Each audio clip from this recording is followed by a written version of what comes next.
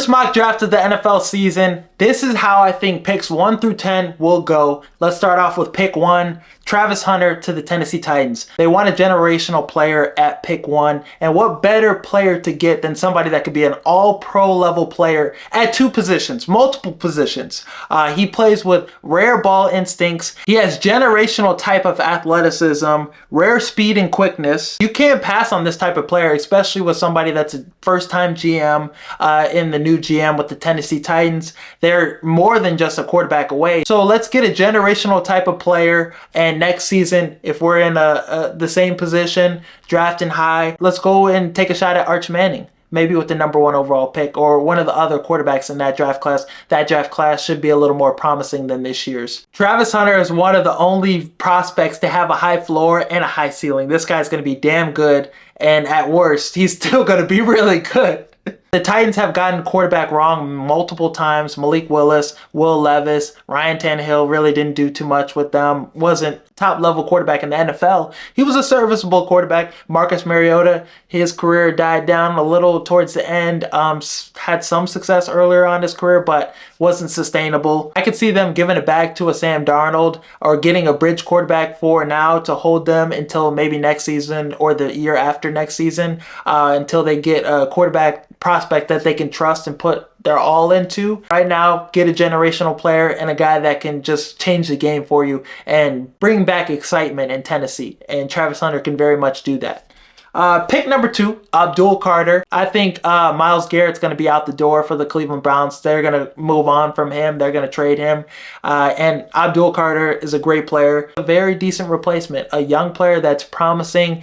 And you think of generational players with, Travis Hunter being that generational player. Abdul Carter is just as much of a generational player. What he can do as a pass rusher. He has good size, game-wrecking ability. He has a rare blend of speed, strength, versatile player, can play all positions on the defensive line. 6'3", 250. He could run past tackles, just has that speed to just, bend right around the corner, leaving tackles looking stupid. 12 sacks this season with Penn State and was a dominant force for them. And this is the Big Ten, the best conference in football. So he's doing this against players that are going to be drafted pretty high. Big Ten offensive linemen are really good. So he's had success against the best. So I think Abdul Carter is the way that the Cleveland Browns should go. I don't want to see them ruin Cam Ward or Shedeur Sanders. So I could see them very much going the route of Kirk Cousins, bringing him in. He has a good relationship with Stefanski. He had some of his best seasons in Minnesota with Stefanski. So I could see him coming in there in Cleveland and them drafting Will Howard later on in maybe the 2nd or 3rd round. That's the route they should go. Getting a guy like Abdul Carter, you can't pass him up, especially if you're not sure of things with the top quarterbacks in this draft class. Cam Ward, pick 3 to the Giants. Ultimate playmaker at quarterback, elite arm talent, dynamic athleticism, creativity and confidence, all-time highs. This guy has that swagger too. He carries himself pretty well. Really like some of the clips of him and Shedeur Sanders talking and those two guys working out together. They have a good relationship. It's nice to see. And I like how Cam Ward, in an interview, he was basically saying teams that don't draft me, I'm going to make you regret it. And I'm going to give you hell every time I see you. I really like that mentality. New York, really big market. I think that's perfect for a talented superstar like Cam Ward. I think he's going to thrive with Dable. Dable has, a great resume in terms of, developing quarterbacks. Josh Allen, another playmaker, another guy that has all the great traits, some similar traits to Cam Ward.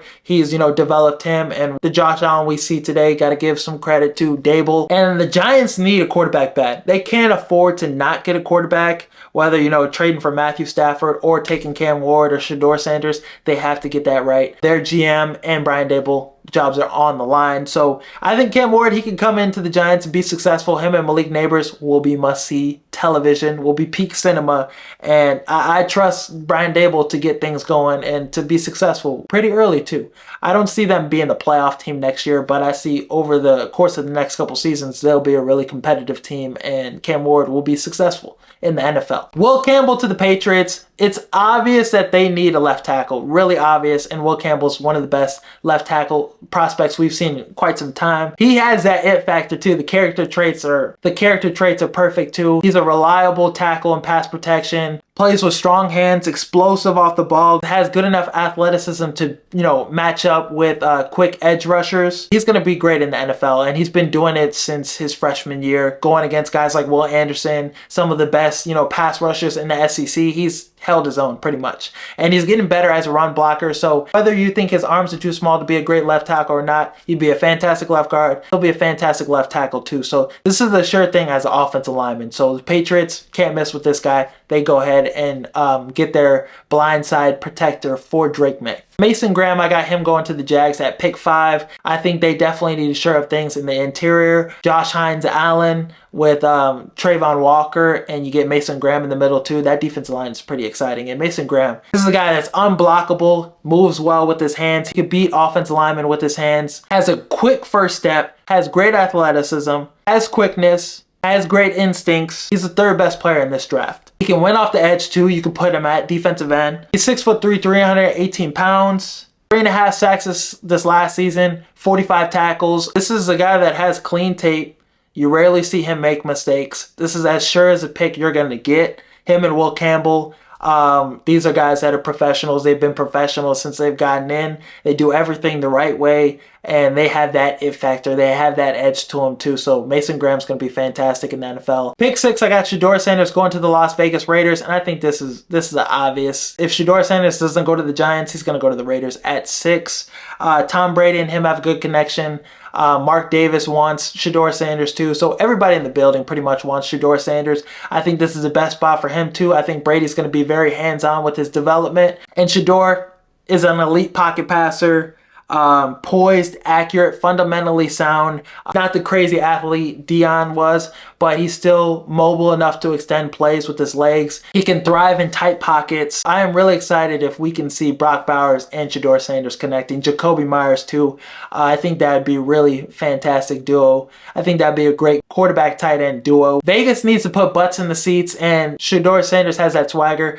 Vegas is getting a superstar. I think the Jets need to replace Tyron Smith. They need to get another guy at tackle. I think Fashanu is pretty decent, but they need to shore up things for whoever the hell is going to be at quarterback for them this next season, this upcoming season. So you could keep Fashanu on the left side, and I think Kelvin Banks Jr. would be a home run get for them. Another sure prospect. Will Campbell, I think he's a better tackle in this draft, but Kelvin Banks Jr. is right next to him. He made an immediate impact at left tackle at Texas.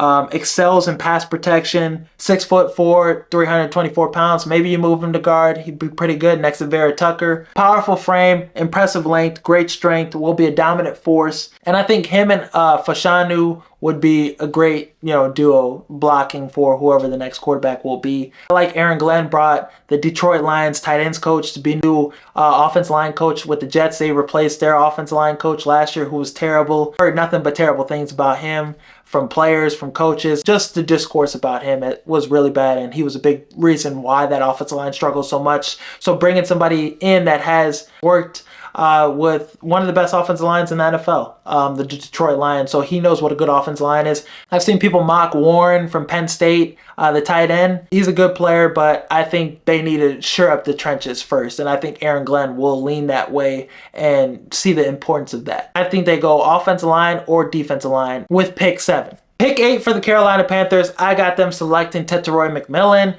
a receiver from Arizona. This guy's 6'5", 210 pounds. He has that Drake London frame, and he could be, that's his comparison. He could just be that lob threat guy that's going to come down with all the 50-50 balls, make defensive backs look stupid, and he could be a yak guy too. He has the speed to run away from defenders and make defenders look stupid. He is a matchup nightmare for linebackers, defensive backs, and could be the red zone threat that Bryce Young desperately needs. They really don't have that dominant big body receiver. They wanted that to be Xavier Legette, but he had a lot of drop issues. He clearly isn't there yet to be that guy. So I think Ted McMillan would be that number one option right out the gates. Him and Bryce Young would connect at a high level. And Bryce Young showed you some great things. So let's get him some more weapons. It's clear that he's taking those next steps to be your franchise guy. So him and McMillan, whoo! That would be an exciting deal. McMillan maximizes mismatches. He's a big body catcher, outstanding catch radius, great hands, and he has the perfect size and athleticism for the wide receiver position. You think of those big receivers, Megatron, those guys that are just Julio Jones, all those great receivers that have that, big frame and that big athleticism. He's going to be one of the next greats.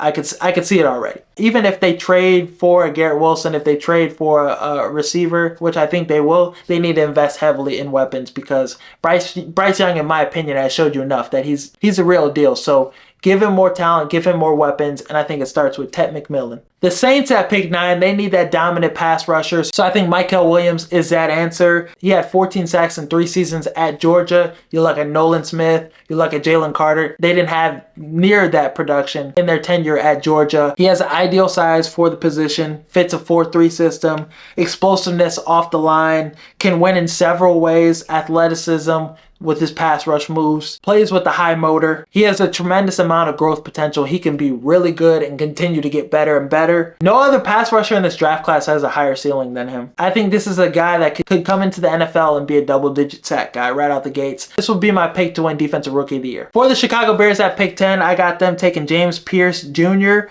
freak defensive end, another athletic guy, another athletic defensive prospect. I think offensive line, they'll address a lot of that in free agency. They have a lot of picks in the first 4 rounds. They have Carolina's second round pick too, so they could get the tackle from Minnesota too. It just depends on what they do in free agency, but I think with a guy like this is a huge need. You need to share up things with this defensive line. You need to get a dominant guy next to Montez Sweat because we saw what Montez Sweat did this season. There was regression, didn't have the same amount of success, and that's a big part to no dominant force next to him. So I think you could shore up that in the draft and get somebody that can be really good for a long time. 17.5 sacks at Tennessee in 2 seasons.